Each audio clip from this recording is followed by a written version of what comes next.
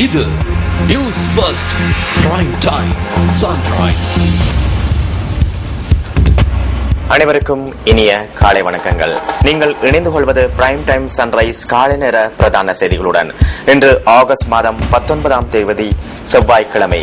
மலர்ந்திருக்கும் இந்த நாள் அனைவருக்கும் மகிழ்ச்சி பொங்கும் நாளாக அமைய வேண்டும் என்று நியூஸ் ஃபர்ஸ்டின் சார்பாக எமது வாழ்த்துக்களை தெரிவித்துக் கொள்கின்றோம். காலை நேர பிரதான செய்திகளில் முதலில் தலைப்புச் செய்திகள்.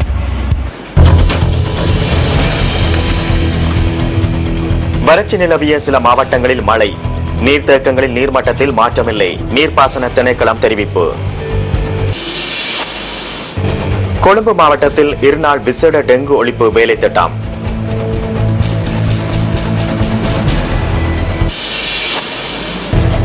இஸ்ரேல் மற்றும் பாலஸ்தீனம் இடையே மீண்டும் போர் நிறுத்த உடன்படிக்கை.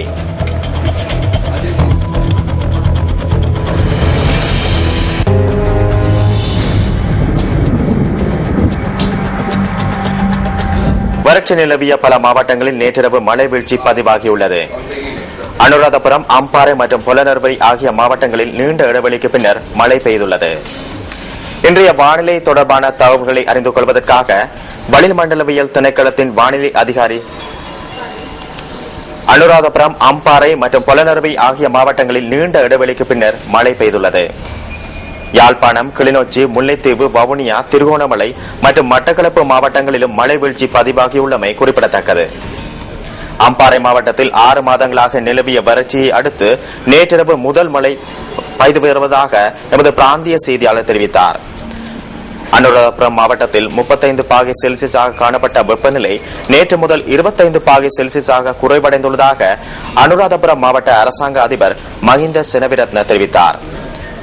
பொலனறுவை மாவட்டத்தில் போதிய அளவு மழை வீழ்ச்சி பதிவாகவில்லை என மாவட்ட அரசாங்க அதிபர் சிமல் அபேசிரி குறிப்பிட்டார். எவ்வாறாயினும் போதிய அளவு மழை வீழ்ச்சி கிடைக்காமையால் நீர்த்தேக்கங்களில் நீரை சேமிக்க முடியாத நிலை காணப்படுவதாக நீர்ப்பாசன திணைக்களம் தெரிவித்துள்ளது. 72 நீர்த்தேக்கங்களின் நீர்மட்டம் 14% குறைவடைந்துள்ளதாக நீர்ப்பாசன திணைக்களத்தின் நீர் முகாமைத்துவ பணிப்பாளர் மீகஸ்தென்ன குறிப்பிட்டார்.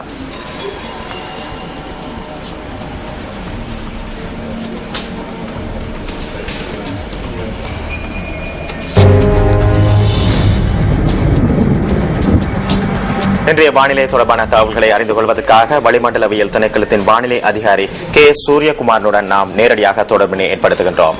வணக்கம். வணக்கம். நாட்டின் பல இடங்களிலும் இந்த மழை கொண்ட காலநிலை உருவாவதற்கான சாத்தியக்கூறுகள் வளிமண்டலவிய நிலைமைகள் காணப்படுகின்றன. முக்கியமாக மேற்கு, சப்ரகமுவ, மத்திய மாகாணங்களின் சில பகுதிகளிலும், காலி மாத்தறை மாவட்டத்தின் சில பகுதிகளிலும் மழை அல்லது இடியுடன் கூடிய மழை காணப்படும். பிற்பகல் மற்றும் இரவு வேளைகளில் இதேபோன்று நாட்டின் பல இடங்களில் இடியுடன் கூடிய மழை காணப்படும். இந்த இடியுடன் கூடிய மழை காணப்படும் சந்தர்ப்பங்களில் காற்று சற்று பலமானதாக வீசும். எனவே பொதுமக்கள் இந்த இடிமின்னலால் ஏற்படும் சேதத்தை தவிர்த்துக் கொள்ளும் முகமாக தேவையான முன்னெச்சரிக்கை நடவடிக்கை ஏற்கொள்ளுமாறு கேட்டுக் கொள்ளப்படுகிறார்கள். கடற்பிராந்தியங்களை பொறுத்தவரையில் இலங்கை தீவுக்குள்ள கடல் பிரதேசங்கள் பலவற்றில் மழை அல்லது இடியுடன் கூடிய மழை காணப்படும். கடல் பிராந்தியங்களில் காற்றின் வேகமானது மணிக்கு 20 கிலோமீட்டர் முதல் 40 கிலோமீட்டர் வேகத்தில் தென் மேற்கு திசையிலிருந்து காற்று வீசும். கொழும்பு முதல் காலி, அம்பாந்தோட்டை ஊடான பொத்துவில் வரையான கடல் பிராந்தியங்களில் காற்றின் வேகமானது மணிக்கு 50 கிலோமீட்டர் வரை அதிகரித்து வீசுவதன் காரணத்தினால் இந்த பிரதேசங்கள் சற்று கொந்தளிப்பாகவும் காணப்படும். நன்றி அந்த வானிலை தொடர்பான தகவல்களுக்கு.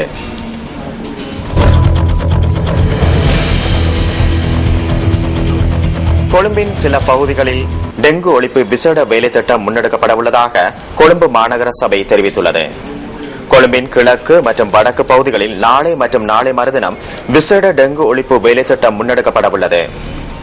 மழையுடனான வானிலையை அடுத்து மீண்டும் டெங்கு நுளம்புகள் பெருகக்கூடிய அபாயம் உள்ளதாக கொழும்பு மாநகர சபையின் தலைமை சுகாதார வைத்திய அதிகாரி ருபன் விஜயமுனி தெரிவித்துள்ளார். கொழும்பு மாவட்டத்தில் டெங்கு நோயாளர்களின் பதிவு 40% குறைவடைந்துள்ளதாகவும் அவர் சுட்டிக்காட்டியுள்ளார்.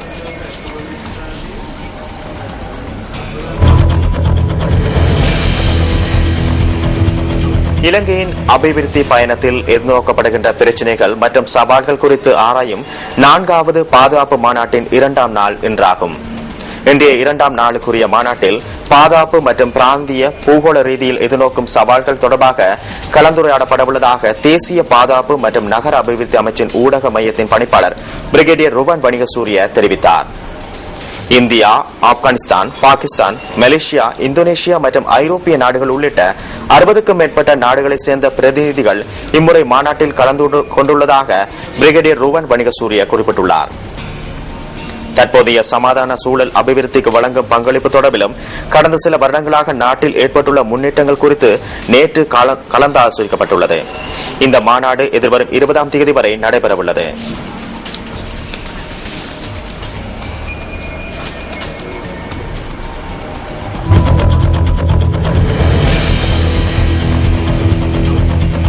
ஹம்பாந்தோட்டை கஜுவத்த பகுதியில் காட்டு யானையின் தாக்குதலுக்கு இலக்காகி பெண் ஒருவர் உயிரிழந்துள்ளார். விறகு வெட்டுவதற்கு சென்ற பெண் ஒருவரே இவ்வாறு காட்டு யானையின் தாக்குதலுக்கு இலக்காகி உயிரிழந்துள்ளார். இந்த சம்பவத்தில் கஜுவத்த பகுதியில் வசிக்கும் 82 வயதுடைய பெண் ஒருவரே உயிரிழந்துள்ளார். உயிரிழந்தவரின் சடலம் ஹம்பாந்தோட்டை பொது வைத்தியசாலையில் வைக்கப்பட்டுள்ளது.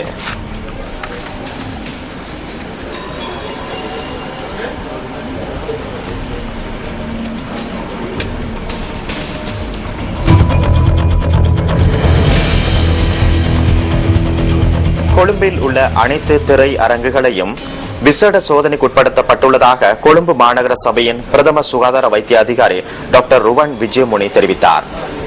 திரை அரங்குகளின் சுகாதார வசதி, மலசல கூட கட்டமைப்பு மற்றும் சிற்றுஞ்சி சாலை போன்றன சோதனைக்குட்படுத்தப்பட்டுள்ளதாக கொழும்பு மாநகர சபையின் பிரதம சுகாதார வைத்திய அதிகாரி டாக்டர் ருவன் விஜயமுனி குறிப்பிட்டார். தரத்துக்கு ஏற்றவாறு வசதிகள் இல்லாத திரையரங்குகளுக்கான அனுமதி பத்திரத்தை பெற்றுக் கொடுக்காமல் இருக்க இதன் பின்னர் நடவடிக்கை எடுக்கப்படும் எனவும் அவர் சுட்டிக்காட்டினார்.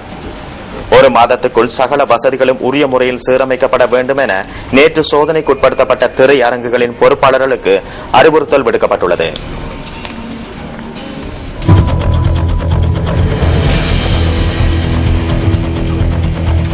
பொத்துவில் அருகம்பே ஆரம்பலாவ காட்டில் அனுமதியின்றி தொல்பொருட்கள் தேடும் நோக்கில் மேற்கொள்ளப்பட்ட அகழ்வு நடவடிக்கை தொடர்பில் 7 பேர் கைது செய்யப்பட்டுள்ளனர்.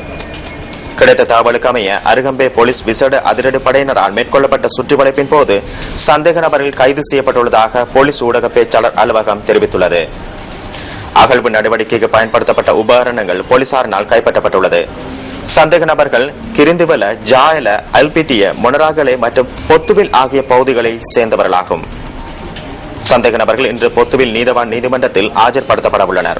பொத்துவில் போலீசார் மேலதிக விசாரணைகளை மேற்கொண்டு வருகின்றனர்.